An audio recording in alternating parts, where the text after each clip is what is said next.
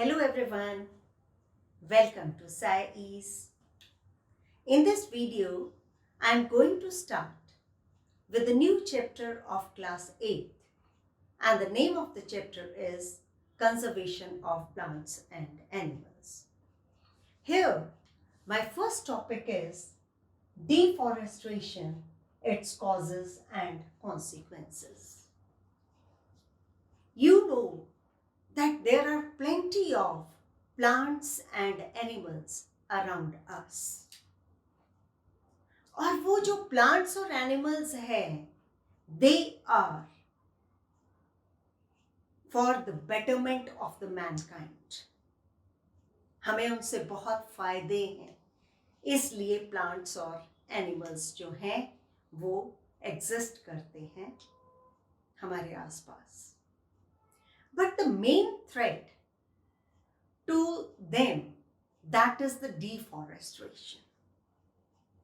First thing you should know about the meaning of the term deforestation. So deforestation is the clearing of the forest. Forest को काट देना and using that land for other purposes. कौन से other purposes? क्या जरूरत पड़ गई कि forest काटने लगे? You know that there is increase in the population. And where that people, the increased population will live, उसके लिए क्या करना पड़ा कि फॉरेस्ट काटने शुरू कर दिए. So procuring land for cultivation. Cultivation क्यों? क्योंकि अगर पॉपुलेशन बढ़ी है तो खाना भी तो चाहिए ना, इसलिए उस फॉरेस्ट को काट के वहां पे कोई क्रॉप्स वगैरह लगानी शुरू कर दी. और डिफॉरेस्टेशन का क्या कॉज? कि वहां पे बिल्डिंग्स बन रही हैं. ठीक है, बिल्डिंग बन रही हैं क्योंकि पॉपुलेशन बढ़ गई, रहने के लिए जगह चाहिए, फैक्ट्रीज बन रही हैं, इसलिए डिफॉरेस्टेशन कर दिया. And third thing that is making furniture is use and using wood as a fuel. और फर्नीचर बनाने के लिए या लकड़ी एज अ फ्यूल जलाने के लिए, इसलिए फॉरेस्ट को काटना शुरू कर दिया. सो क्या हुआ उससे कि जो animals which are living there, plants तो गए, ठीक है, लेकिन प्लांट्स का भी बहुत ही अच्छा रोल है. You know that plants they release oxygen which help in purifying environment, atmosphere. तो जब डिफॉरेस्टेशन हो गई तो percentage of carbon dioxide that will increase, क्योंकि फोटोसिंथेसिस अब प्लांट्स कर नहीं रहे हैं तो कार्बन डाइऑक्साइड की कंसंट्रेशन ज्यादा हो गई, पॉल्यूशन हो गई. और जो एनिमल्स वहां पे रह रहे थे, क्या हुआ? They will lose their habitat, they will run here and there. और ऐसे विदाउट द हैबिटेट, जो उनका नेचुरल हैबिटेट है, उसके बिना वो ज्यादा दिन नहीं सरवाइव कर पाते. सो डिफॉरेस्टेशन से नुकसान हमें भी हो रहा है, लेकिन हम वो कर रहे हैं. ठीक है, लेकिन अब गवर्नमेंट ने ये कंपल्सरी कर दिया है कि प्लांट्स लगाओ, वन महोत्सव मनाओ और सब जगह स्कूल, कॉलेजेस वगैरह में प्लांट्स लगाओ in order to purify air. तो आपको डिफॉरेस्टेशन टर्म और कॉजेस पता चल गए. अब क्या रह गया? Consequences. So the consequences of deforestation are, first is increase the temperature and pollution level. कैसे ये increase हो गया? Because जब फॉरेस्ट को काट दिया गया तो कार्बन डाइऑक्साइड की कंसंट्रेशन एटमॉस्फेयर में ज्यादा हो गई. वो कैसे हुई? कि अब पौधे नहीं रहे तो फोटोसिंथेसिस में वो कार्बन डाइऑक्साइड कैसे यूज होगी?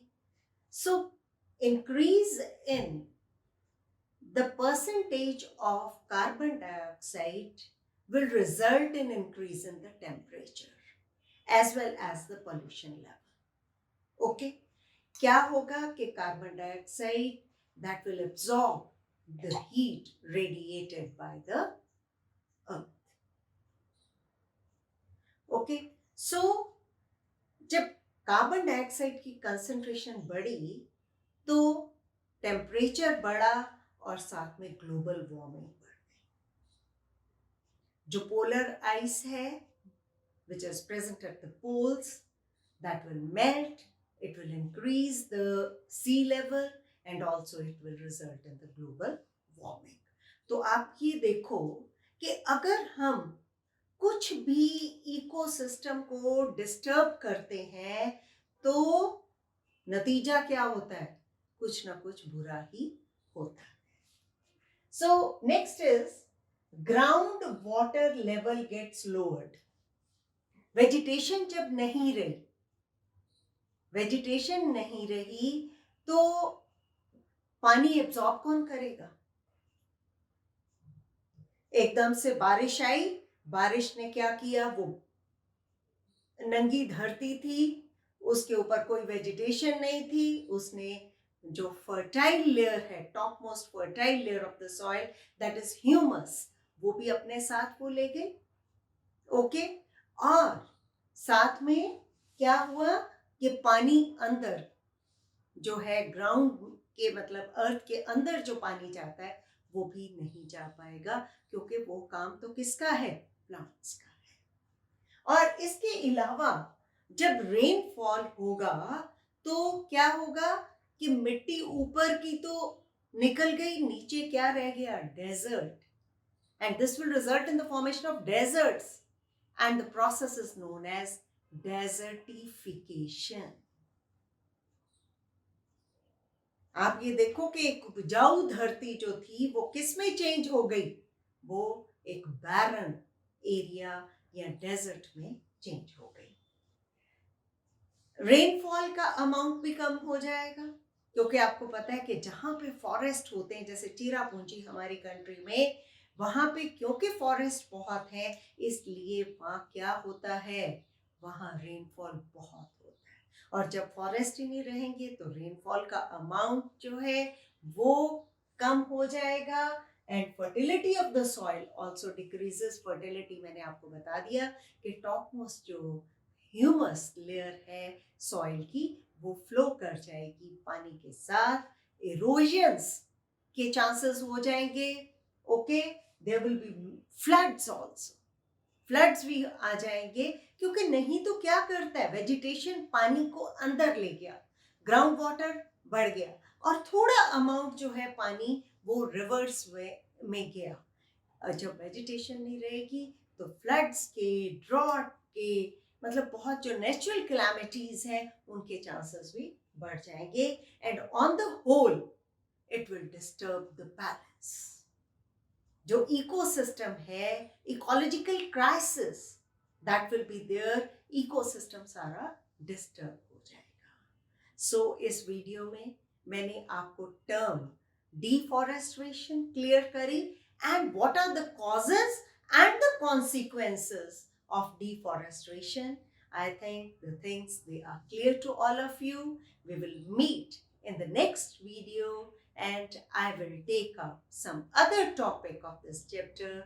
Till then, thank you very much.